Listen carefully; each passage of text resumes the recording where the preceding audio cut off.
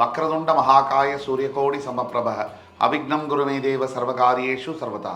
தென்னாட்டுடைய சிவனே போற்றி, என் நாட்டவர்க்கும் இறைவா போற்றி. அன்பர்களே நண்பர்களே, மற்றொரு புதிய வீடியோவில் உங்கள் அத்துணை பேரையும் சந்திப்பதில் மிகுந்த மகிழ்ச்சி கொள்கிறேன். இன்றைக்கு நம்ம பேச போகிறது ஆண்டவன் எழுதிய விதி. இதோடைய வரிசையில் மேஷம் முதல் கன்னி ராசி வரை பார்த்தோம். இன்று நாம் பேசவிருப்பது துலாம் ராசி. இந்த வீடியோ துலாம் ராசி நேயர்கள், உங்களுடைய நண்பர்கள், ஃப்ரெண்ட்ஸ், ஃபேமிலி, குடும்பத்தார்லேயோ இல்லை தெரிஞ்ச ரிலேட்டிவ்ஸ்லேயோ சொந்தக்காரங்கள்லேயோ யாராவது ஒருத்தர் துலாம் ராசி நேயர்களாக இருந்தால் இந்த வீடியோவை தயவு கூர்ந்து அவர்களுக்கு ஷேர் பண்ணுங்கள். மிக மிக முக்கியமான பதிவு, ஆண்டவன் எழுதிய தலை விதி என்ன அப்படிங்கிற வரிசையில் துலாம் ராசிக்கு என்ன தலைவிதி, வாழ்க்கையில் எது இருக்கும், எது கிடைக்கும், எது கிடைக்காது, இயற்கையில் நீங்கள் செய்த பாக்கியங்கள் என்ன, அவமானங்கள், பட்ட கஷ்டங்கள்லாம் எப்படி வெளியில் வருது, இதை பற்றின ஒரு காணொளி. இந்த வீடியோவை முழுசாக பாருங்கள், லைக் பண்ணி கமெண்ட் பண்ணி மறக்காமல் சப்ஸ்கிரைப் பண்ணுங்கள். இன்னொரு முக்கியமான விஷயம், இந்த வீடியோவை எப்படி தொகுத்து வழங்க போகிறோம் அப்படின்னா, புல்லட் பாயிண்ட்ஸில் குணாதிசயங்கள் என்ன, துலாம் ராசி நேயர்களுடைய கேரக்டர்ஸ் இது என்ன, கேரக்டரிஸ்டிக்ஸ் இது என்ன, அடுத்தது ஆண்டவன் எழுதிய விதி என்ன. ஒவ்வொரு ராசிக்கும் ஒவ்வொரு தலை விதி உண்டு. உங்களுடைய தலை விதி என்ன, அடுத்தபடியாக வாட் யூ கேன் எக்ஸ்பெக்ட், நீங்கள் எதை எதிர்பார்க்கலாம், அது ரொம்ப தெளிவாக சொல்ல போகிறோம். அதற்கு அடுத்தது ரெமெடிஸ், தீர்வுகள் என்ன. இந்த 4 பகுதிகளாக இந்த காணொளி என்பது நாங்கள் வகுத்து தரவிருக்கிறோம். முதலாவதாக குணாதிசயங்கள். துலாம் ராசி, சனி பகவான் உச்சம் பெற்று சுக்கிர பகவான் மூலத்திரியோடம் அடைகின்ற துலாம் ராசி. இந்த துலாம் ராசியில் பார்த்தீங்கன்னு சொன்னால் ரொம்ப அருமையான ஒரு ராசி. பல வகைகளில் தர்மம் மீறாமல், தர்மம் என்பது மிக மிக முக்கியம். 12 ராசிகளும் ஆண்டவனுக்கு உட்பட்ட கிரகங்கள் அமைக்கக்கூடியது. இந்த கிரகங்கள் 9 கிரகங்கள் 12 ராசிகளில் எப்படி உட்காருது, 27 நட்சத்திரங்களை எப்படி உள்வாங்கிறது, இதுதான் ஜோதிடம். ஜோதி அகம் என்பது ஜோதி இடமாக மாறுது. ஜோதி அகம்னா, அகம் என்பது அறிவை குறிப்பதாகும், அகத்தை குறிப்பதாகும், புத்தியை குறிப்பதாகும். ஜோதினா ஆத்மா. ஸோ இந்த துலாம் ராசி 7ஆம் வீடு மிக மிக மிக சிறப்பான வீடு.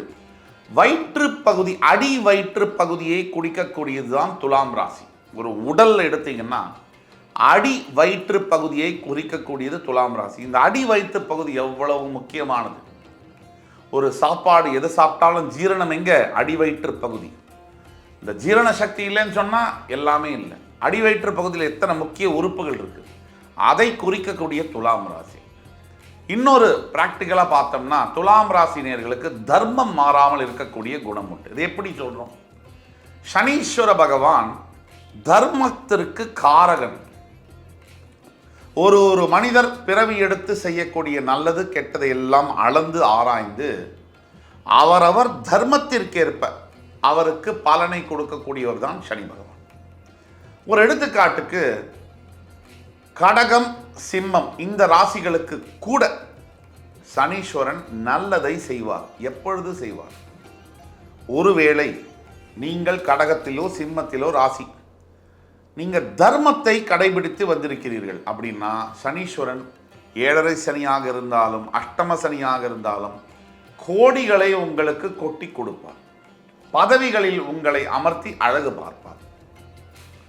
ஒரு எடுத்துக்காட்டுக்கு நரேந்திர மோடிஜி, நம்முடைய பாரத பிரதமர், அவருடைய 7.5 சனி காலகட்டத்தில் தான் அவர் பதவியை முதலமைச்சராக உட்கார்றார். 7.5 சனி காலகட்டங்களில் பிரதமர் ஆறார். இது எப்படிங்க, இது 7.5 சனி ஒருத்தருக்கு இருக்கும்பொழுது அவர் பிரதமராகவோ முதலமைச்சராகவோ ஒரு சாதாரண விளிம்பி நிலையில் இருக்கக்கூடிய ஒரு மனிதர். அவர் அப்பா அரசியல்வாதி அல்ல. இப்படி பல எந்த பின்புலமும் இல்லாமல், பணபலம் இல்லாமல் ஒருவர் வரக்கூடுமா, முடியுமா? இது நடைமுறையில் உள்ள ஒரு எக்ஸாம்பிளை உங்களுக்கு சொல்லி காமிக்கும். அடுத்தது துலாம் ராசி என்பவர்களுடைய குணாதிசயத்தில் ரொம்ப முக்கியமான குணாதிசயம் உழைப்பு, கடின உழைப்பு. உலகம் உருண்டு வெருண்டு போனாலும் சரி, எது இருந்தாலும் இல்லேனாலும், மழை கொட்டினாலும், சுளீர்னு வெயில் 42 டிகிரியில் அடித்தாலும் உழைப்பு உழைப்பு, இது இவர்களுடைய தாரக மந்திரம். உடம்பு சரியில்லைனா கூட வீட்டில் இருக்கக்கூடிய துலாம் ராசி என்பர்கள் வேலைக்கு செல்வார்கள், கடுமையாக உழைப்பாங்க, தன் உடல் சக்திக்கு மீறி உழைப்பை வெளிப்படுத்துவார்கள். இந்த உழைப்பு. மூன்றாவது குணாதிசயம் துலாம் ராசி என்பர்களுக்கு ஆசைப்படுவது, அத்தனைக்கும் ஆசைப்படுவது துலாம் ராசி என்பர்கள். ஆசைப்படணும் sir. Desire is the drive to success. ஒரு மனிதன் ஆசை இல்லாத மனிதன். முதலில் வருவது ஆசை. பெரிய பெரிய லட்சியங்கள்லாம் கூட முதல்ல குழந்தையா பிறக்கும் போது அது ஆசையாக தான் பிறக்கும். அந்த குழந்தையா பிறந்த ஆசை வருடங்களாக உருமாறி லட்சியங்களாக மாறுகின்றன, பின்பு சாதனை படைக்கின்றன. அப்படிப்பட்ட ஆசையை கொடுப்பது துலாம் ராசி நண்பர்கள். அத்தனைக்கும் ஆசைப்படுவார்கள். கலை மேலே, என்டர்டெயின்மெண்ட் கலைகள் மேலே அவ்வளவு ஆர்வம் இருக்கும். நாட்டியம், பாடல் கலை, இசைக்கலை, வேற என்ன, பாக்ஸிங், வர்மக்கலை, எந்த கலை மேலும் அவர்களுக்கு மிகுந்த ஆர்வம் இருக்கும். அடுத்தவர்களை கவர வேண்டும், அட்ராக்ட் செய்ய வேண்டும் என்ற எண்ணம் இருக்கும். எளிதில் காதல் பயப்படக்கூடியவர்கள் துலாம் ராசி நேயர்கள். இதெல்லாம் ஒரு பக்கம். இப்ப துலாம் ராசிக்கு முக்கியமான இன்னொரு குணாதிசயம் இருக்கு. செலவு செய்யக்கூடிய குணாதிசயம். தன் வரம்புக்கு மீறி செலவு செய்யக்கூடிய ஒரு குணாதிசயம் என்பதும் துலாம் ராசி நேயர்களுக்கு இருக்கிறது. வரம்புக்கு மீறினா என்ன? பணம் இல்லாத செலவு ஒருத்தர் பண்ண முடியாது. பணம் இருந்தால் தான் செலவு பண்ண முடியும். ஆனால் எதற்காக வைத்த பணம் அது? 50,000 சம்பாதிக்கிறேன், வீட்டு வாடகை கொடுக்கணும், எலக்ட்ரிசிட்டி பில்லு கட்டணும், வேலைக்காரமாக சம்பளம் கொடுக்கணும், பசங்களுக்கு ஸ்கூல் ஃபீஸ் கட்டணும், மளிகை சாமான் வாங்கணும். இதெல்லாம் முக்கிய செலவுகள், அத்தியாவசிய தேவைகள். இதெல்லாம் இருக்கும் போது துலாம் ராசி நேரில் பார்த்தீங்கன்னா சிரிப்பாக வரும். கடையில் போய் 3000 ரூபாய்க்கு லூயி பிலிப் ஷர்ட்டு வாங்கிட்டு இருப்பாங்க. என் பொண்டாட்டி கதறுவாங்க, ஏன்யா உன்னைய நம்பி 2 பிள்ளைய வேற பெற்று வச்சுருக்கேன், நீ இந்த வயசில் வந்து லூயி பிலிப் ஷர்ட்டை போய் வாங்கிட்டு இருக்கியே. சரி, நீ 30 லட்சம் சம்பாதிக்கிற, இந்த மாதிரி செலவழிக்கிறேன்னா பரவாயில்ல, அட்லீஸ்ட் 3 லட்சம் சம்பாதிக்கிறேன்னா பரவாயில்ல. நடுத்தர வர்க்கத்தில் நம்முடைய வருமானத்திற்கேற்ப நம்ம செலவு செய்ய வேண்டும் அப்படிங்கிறதுல கொஞ்சம் துலாம் ராசினியர்கள் அனுபவிக்க ஆசைப்படுவதனால் திசை மாறுவா கூட வாய்ப்புகள் என்பது இருக்கு. ஆக அடுத்தபடியாக ஆண்டவன் எழுதிய விதி என்ன உங்களுக்கு? முதலாவதான விதி கல்வியை பற்றி பார்ப்போம். பெரும்பாலான துலாம் ராசி நேயர்களுக்கு கன்னி ராசியில் ஆரம்பிக்கக்கூடிய உத்தர நட்சத்திரம் 2, 3, 4 பாதங்கள், அஸ்த நட்சத்திரம் 1, 2, 3, 4 பாதங்கள் முடிய சித்திரை நட்சத்திரம் உடைப்பட்ட நட்சத்திரமாக 1 மற்றும் 2 பாதங்கள் கன்னி ராசியில் முடியுது. அப்போ துலாம் ராசியில் சித்திரை 3ஆம் பாதத்திலிருந்து நட்சத்திரங்கள் தொடங்குகின்றன. சித்திரை 3, 4 பாதங்கள், மறுபடி சுவாதி ராகுவுடைய நட்சத்திரமான அது 3, 2, 3, 4 பாதங்களும் பதிய, சுவாதிக்கு அப்புறமா விசாக நட்சத்திரம் 1, 2, 3 பாதங்கள், அதாவது 9 பாதங்கள் கரெக்டாக தொடக்கும். அப்போ சித்திரை உடைப்பட்ட நட்சத்திரம், மறுபடி சுவாதி 4 பாதங்களும் துலாம் ராசியில் சுக்கிரனுடைய வீட்டில். சுக்கிரனுடைய வீட்டில் யாரெல்லாம் வராங்க? செவ்வாய், சித்திரை நட்சத்திரம், சுவாதி ராகுவுடைய நட்சத்திரம், விசாகம் குரு பகவானுடைய நட்சத்திரம். இதில் ரொம்ப முக்கியமான ஒரு பாயிண்ட் இருக்கு. உங்களுடைய தலைவிதியில் குரு பகவானுடைய விசாக நட்சத்திரம் 1, 2, 3 பாதங்கள் வந்தாலும் கூட குரு பகவான் உங்களுக்கு விரோதி கிரகம். உபஜயஸ்தானம் 6ஆம் இடம், கொடிய விரோதியாக உங்களுக்கு குரு பகவான் ருணரோகஸ்தானத்திற்கு அதிபதியாக வருகிறார். ஆக அவருடைய நட்சத்திரமான 3 நட்சத்திரங்களும் உங்களுடைய ராசியில் பதிந்தாலும் கூட அதில் 1ஆம் பாதம் மற்றும் 3ஆம் பாதத்தில் பிறக்கக்கூடியவர்கள் அதீத கல்வி திறனை பெறுகிறார்கள் என்பதே உண்மை. விசாக நட்சத்திரம் 2ஆம் பாதத்தில் பிறக்கக்கூடியவர்களுடைய தலைவிதியில் கல்வி மறுக்கப்படுகிறது. இளம் வயதிலேயே பெரும்பாலான விசாக 2ஆம் பாதத்தில் பிறந்தவர்களுக்கு கல்வி என்பது தடுக்கப்படுகிறது. ஏதோ ஒரு வகையில் தான் படித்ததை நினைத்ததை படிக்க முடியாமலோ, நான் நினைத்த இடத்தில் எனக்கு சீட்டு கிடைக்காம படிக்க முடியாமலோ போகிறது. குடும்ப பிரச்சனை காரணமாகவோ, தந்தையர் தாய் அடிச்சுக்கிறது காரணமாகவோ, பண வசதி இல்லைங்கிறது காரணமாகவோ, தரமான கல்வி, தகுதியான கல்வி மறுக்கப்படுகிறது. இது ஒன்று. தலைவிதி நம்பர் 1. இதில் சித்திரை நட்சத்திரம் உள்ள வருது. சித்திரை 3-4 பாதங்களில் வரவங்க திசை மாறுது கல்வியுடைய பயணத்தில். ஏதோ பண்ண போய் படித்தது ஒன்று, வேலை பார்க்கறது ஒன்று, இப்படியாக திசை மாறுது என்பது தலைவிதி. இதில் சுவாதி நட்சத்திரம் 1, 2, 3, 4 பாதங்களில் பிறக்கவர்களுக்கு பயோடெக்னாலஜி மற்றும் மருத்துவத்துறையில் படிப்பதற்கான வாய்ப்புகள் கிடைக்கிறது. ஒட்டுமொத்தத்தில் செவ்வாயுடைய 3, 4 பாதத்தில் பிறப்பவர்களுக்கு, சித்திரை நட்சத்திரத்தில் துலா ராசியில் பிறப்பவர்களுக்கு சட்டத்துறை, வக்கீலுக்கான படிப்பு, நீதிபதியாக வருவது, அரசாங்கத்தில் காவல்துறையில் பணியாற்றுவது போன்ற வாய்ப்புகள் கிடைக்கிறது. ஆக இந்த மாதிரியான தலைவிதி என்பது துலாம் ராசினர்கள் அடைகிறது. 2வது, எழுதி வச்சுக்கோங்க, துலாம் ராசியில் இருக்கக்கூடியவர்களுக்கு 3ஆம் இடம் தனுசு. இந்த 2ஆம் இடத்துக்கு முதல்ல வந்துடுவோம். துலாம் ராசியிலேயே என்னென்ன நட்சத்திரங்கள் வருது, அதனால் என்ன தலைவிதிங்கிறத பார்த்தோம். துலாம் ராசிக்காரர்களுக்கு முக்கிய தலைவிதி குழந்தை பருவம், சைல்ட்ஹுட்டில் பல துன்பங்களை அனுபவிக்க வேண்டிய ஒரு சூழ்நிலை என்பது வருகிறது. தாய் தந்தையரை பிரிந்து அல்லது சிங்கிள் பேரண்ட் அப்ரிங்கிங் என்று சொல்லக்கூடிய ஒரே ஒரு அம்மாவோ ஒரு அப்பாவோ வச்சுக்கிட்டு அவங்க மட்டும் அம்மாவை மிஸ் பண்ணுறதோ அப்பாவை மிஸ் பண்ணுறது மாதிரியான சூழ்நிலைகள் இருக்குது. இல்லை சொந்த ஊரை விட்டு எங்கோ தங்கி செதறிப்போன ஒரு உறவுகளாக இந்த மாதிரியான வாழ்க்கைகள் இருக்கக்கூடிய வாய்ப்புகள் துலாம் ராசியில் பிறந்த நேயர்களுக்கு குழந்தை பருவத்தில் இருக்கு.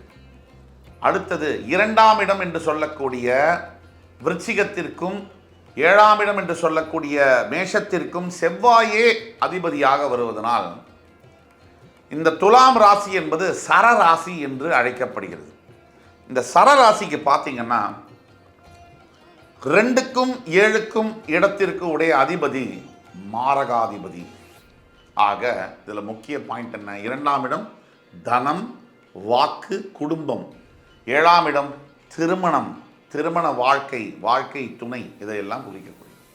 இப்போ 2த்துக்குமே செவ்வாய் மாரகாதிபதி வருவதனால துலாம் ராசியுடைய மற்றொரு முக்கிய தலைவிதி திருமண வாழ்க்கை என்பது துலாம் ராசிக்கு நிம்மதியான வாழ்க்கை என்பது கிடைப்பது என்பது அரிது. Rare of the rarest.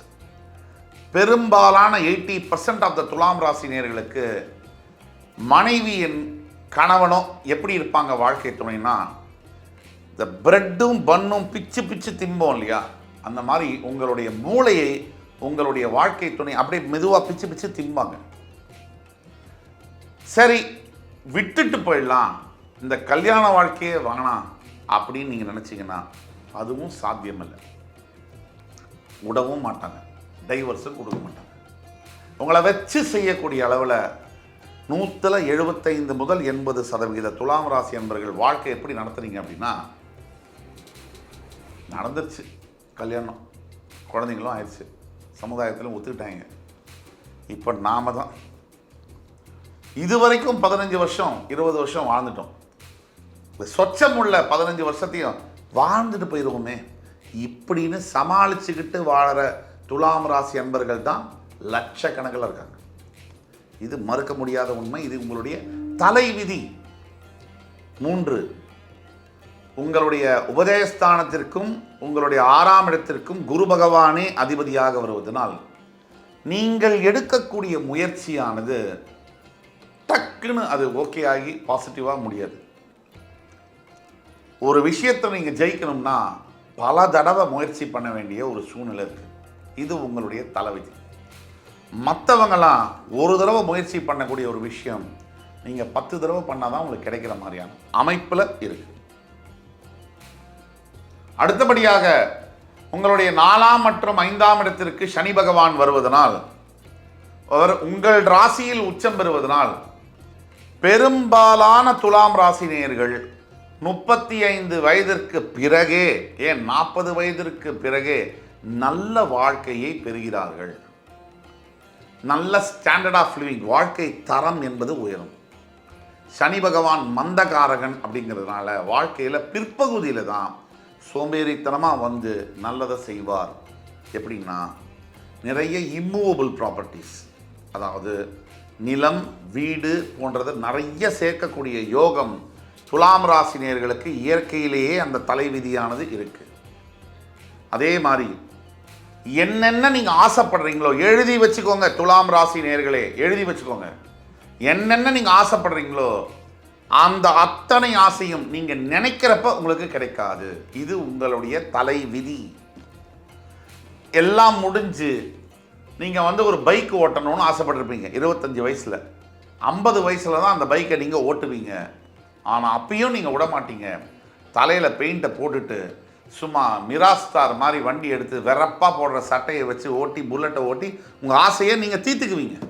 ஆனால் 25 வயசில் தீர்க்க முடியாத அத்தனை ஆசையும் 50 வயசு 45 வயசில் தான் நீங்கள் தீர்த்துக்குவீங்க. இது உங்களுடைய தலைவிதி. அதே மாதிரி நிறைய சொத்து சேர்க்கறது, நகை போட்டுக்கிறது, இதெல்லாம் 45 வயசுக்கு மேலே உங்களை தேடி வந்து சேரும். இது ஒன்று.